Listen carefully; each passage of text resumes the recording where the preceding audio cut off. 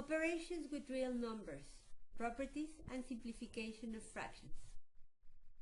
Fractions, as you remember, belong to the set of rational numbers.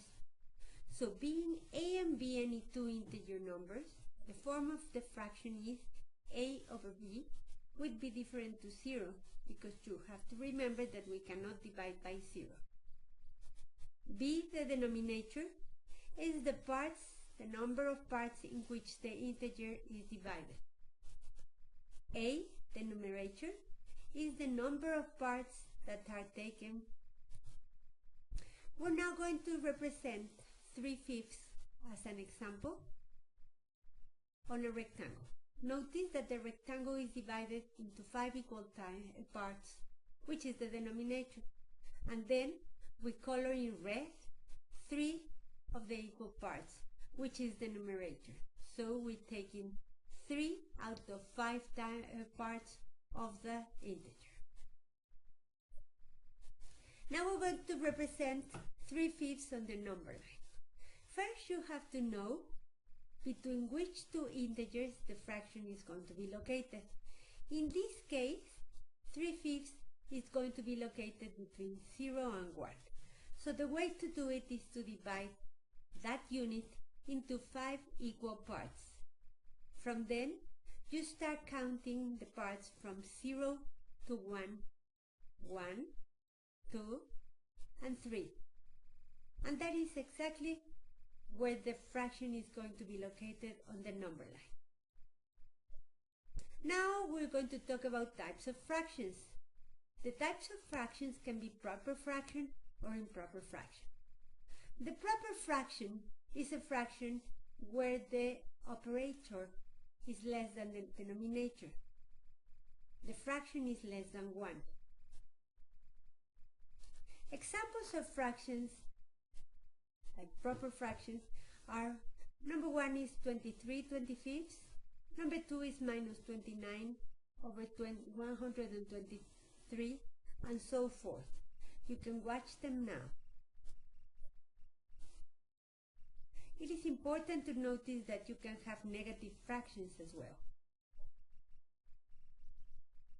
The improper fraction is a fraction that is going to be greater than 1. In this case, the numerator is going to be greater than the denominator. Examples of improper fractions are number 1 is 25/21, number 2 is minus 209 123, and so forth. Notice that in all cases the numerator is greater than the denominator, and that you can have negative fractions as well. Improper fractions can be converted into mixed numbers. For instance, let us convert the fraction 23/5 into a mixed number. First of all, you have to divide 23 by 5. You get 4 as a quotient and 3 as a remainder. The quotient, 4, is going to be the integer part of the fraction. The remainder is the numerator, and 5 is the denominator.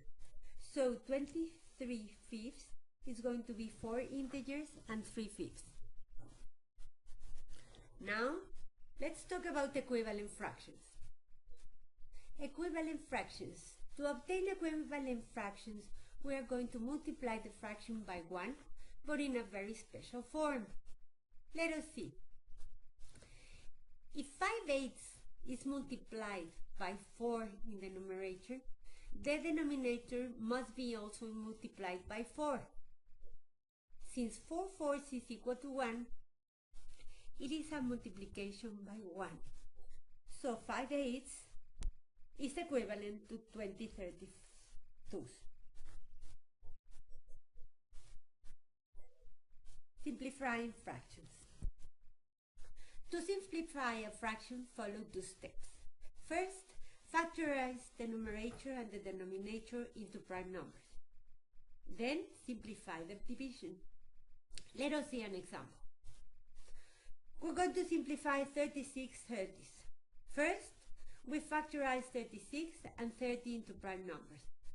So 36 is going to be 2 times 2 times 3 times 3, and 30 is going to be 2 times 3 times 5.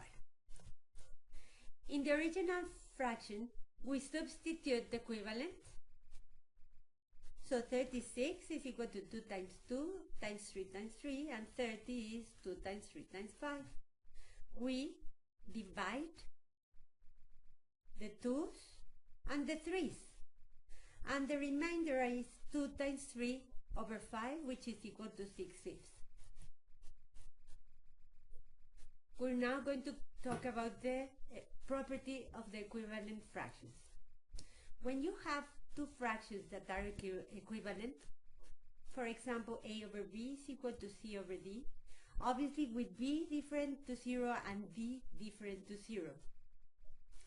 The property is a times d is equal b times c, which is called the cross product, and you will see why. As you can see, we have a cross product. If you want to find the value of, for example, a, simply use a is equal to b times c over d. Let us see it in an example. Find the missing number. A over 6 is equal to 9 over 18.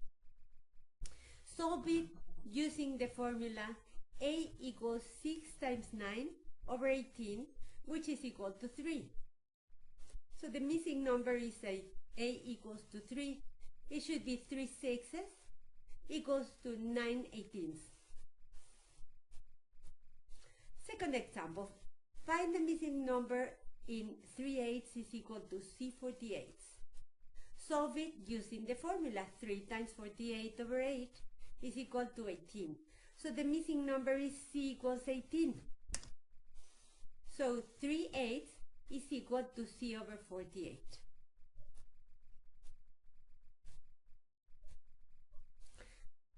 Thanks for watching. I will see you in class. Please make sure to print the activity so we can work with it in class. Bye.